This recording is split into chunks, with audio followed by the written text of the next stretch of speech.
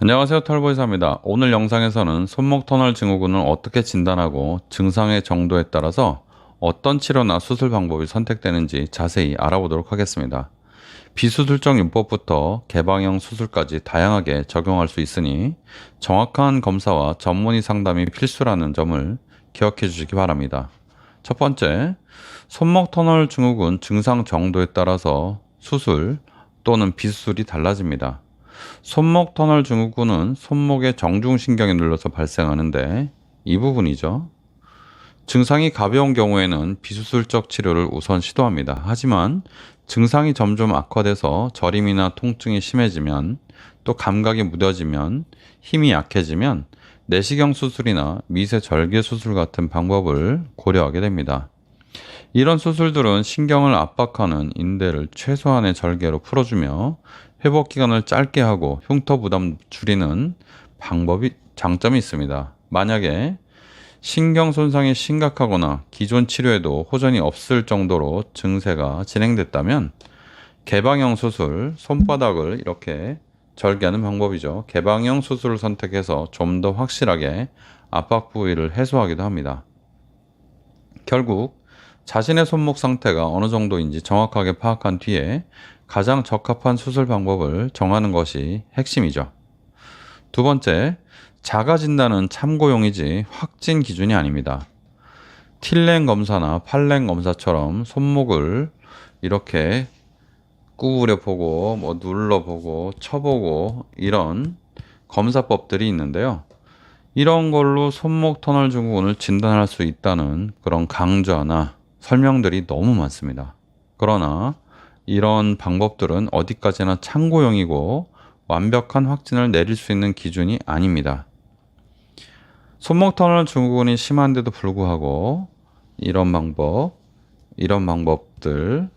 그리고 이렇게 눌러보는 방법들, 이런 방법들이 그렇게 아주 완벽하게 다 맞아떨어지지 않습니다. 손목 터널 증후군이 심한데도 전혀 나오지 않을 때도 있고, 손목 터널 증후군이 심하지 않은데도 증상이 이런 검사에서 좀 많이 나올 수도 있습니다. 실제로는 신경의 어떤 눌리는 정도가 다르고 또 신경이 손상되는 정도가 달라서 각각 다 다르게 나타나는 것 같습니다. 따라서 자가 검사 결과로 여러분들이 나는 손목 터널 증후군 괜찮아 이렇게 확신하시면 안 되고, 또는 나는 손목 터널 증후군 너무 심한데 이렇게 생각할 필요 없다는 거죠. 증상이 반복되거나 두드러질 경우에 병원을 찾아서 의사와 상담을 해서 의사한테 평가하게 하는 게 정말 제일 좋습니다. 근전도도 확실하지 않아요. 그리고 이런 그냥 증상만 가지고 보는 거는 복합적으로 경험에 비추어서 봐야 되는데 그런 부분들이 굉장히 어렵습니다. 손목 터널 증후군 자가진단법 굉장히 인기 좋은 영상이고 굉장히 많은데 잘 맞지 않는다, 그냥 잘 맞지 않는다 이렇게 생각하고 계시면 좋겠습니다. 그래서 여러분들이 자가진단 하다가 진단을 놓쳐서 나는 손목 터널 증후군 아닌데 그냥 기다려 볼 거야 라고 하면 병을 키우게 되는 거죠.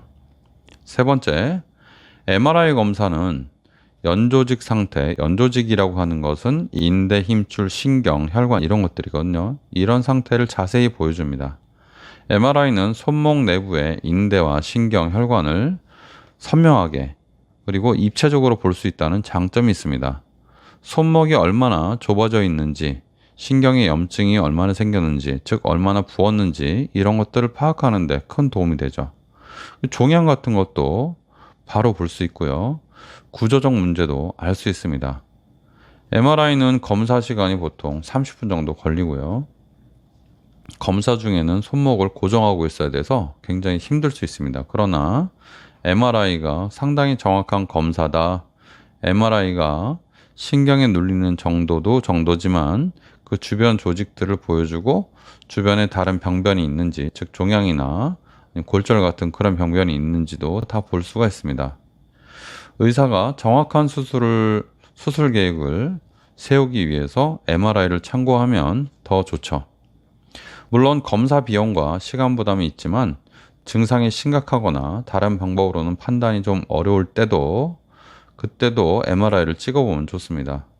주로는 수술하기 전에 많이 검사를 합니다. 왜냐하면 손목터널 증후군은 맞는데 이것이 그냥 단순히 그 힘줄이 부어서 압력이 올라간 건지 아니면 종양이 생긴 건지 그런 문제들이 있습니다. 실제로 제가 경험한 환자들이 종양이 너무 크게 있어가지고 그것 때문에 손목터널 증후군이 나타나는 사람도 있었고 결절종이라고 물혹이 너무 커서 그것 때문에 증상이 나타나는 사람도 있었습니다.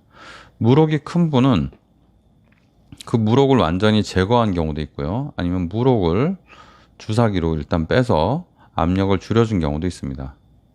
그래서 MRI 검사는 그런 문제들을 확인할 수 있습니다. 네 번째, 초음파 검사 많이 하시죠? 초음파 검사는 바늘이나 그런 걸로 찌르지 않고 간단하게 볼 수 있고 또 실시간으로 볼 수 있는 장점이 있습니다.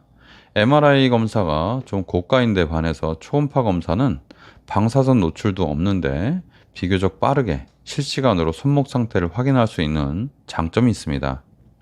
주로 신경의 두께와 인대의 압박 상태 같은 걸 보고요. 염증이나 부종이 있는지도 실시간으로 확인이 가능합니다.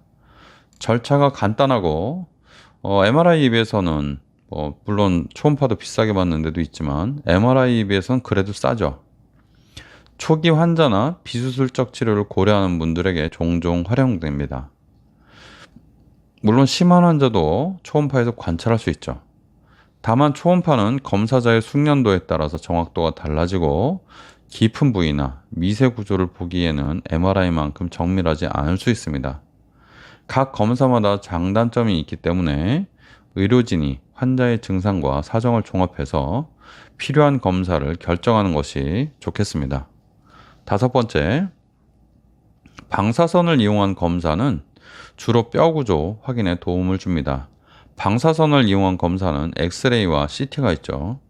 손목 터널 증후군 자체는 뼈 문제도 있지만 신경과 연조직 문제가 주로 크기 때문에 엑스레이와 같은 방사선 검사로는 직접적인 진단은 잘 되지 않습니다. 엑스레이 찍어서 신경이 얼마나 부었는지 모르거든요. 그런데 엑스레이 찍어서 손목 뼈 주변에 어떤 구조적인 이상이 있거나 아니면 CT를 찍어서 그 손목 터널의 그 통로의 크기를 본다거나 그런 거는 가능합니다. 그 동반되는 골절 같은 거 확인하는데도 굉장히 좋고요. 골절이나 아니면 뼈 변형으로 인해서 공간이 좁아졌다면 그거는 CT가 굉장히 탁월한 검사가 될 수 있습니다. 그런 경우에는 단순히 인대만 풀어준다고 해결되지 않을 수가 있기 때문에 여러 가지 검사를 종합해서 적절한 수술 방법, 그리고 적절한 해결 방법을 찾는 것이 좋겠습니다. 따라서 방사선 검사는 다른 요인, 골절 같은 거, 그리고 뼈 공간 같은 거를 확인하는 아주 중요한 역할을 하기 때문에 수술하기 전에는 확인하는 것이 좋습니다. 오늘의 정리는요, 손목 터널 증후군은 정확한 진단과 본인 상태에 맞는 치료가 필수적입니다. 한 가지 꼭 기억해야 될 점은 증상이 가벼울 때는 비수술적 치료나 미세 절개 수술을 고려해 볼 수 있지만 심하면 손바닥을 절개하는 수술이 필요한 경우도 있다는 사실입니다. 물론 저는 손바닥을 절개하지 않고 손목을 절개해서 좀 간단하게 치료하는 그런 간단하게 어떻게 보면 환자 몸엔 간단하죠. 조금 짜니까요. 환자가 빨리 회복할 수 있는 그런 방법을 수술 방법을 선택하지만 그러니까 손바닥 절개를 할 건지 손목 절개를 할 건지 아니면 내시경 수술을 할 건지 아니면 요새 간혹 하고 있는 절개하지 않고 하는 그런 시술을 할 것인지 이런 것들을 좀 환자하고 상의를 해서 방법을 정할 수가 있습니다. 여러분들의 증상이 좀 애매하시면요. 검사와 상담, 진찰을 통해서 빨리 상태를 파악하고 여러분들의 손목 상태에 맞는 여러분들의 손목 터널 증후군 단계에 맞는 그런 적절한 치료를 받으시기 바랍니다. 오늘은 손목 터널 증후군에 대해서 말씀드려 봤습니다. 털보이사였습니다.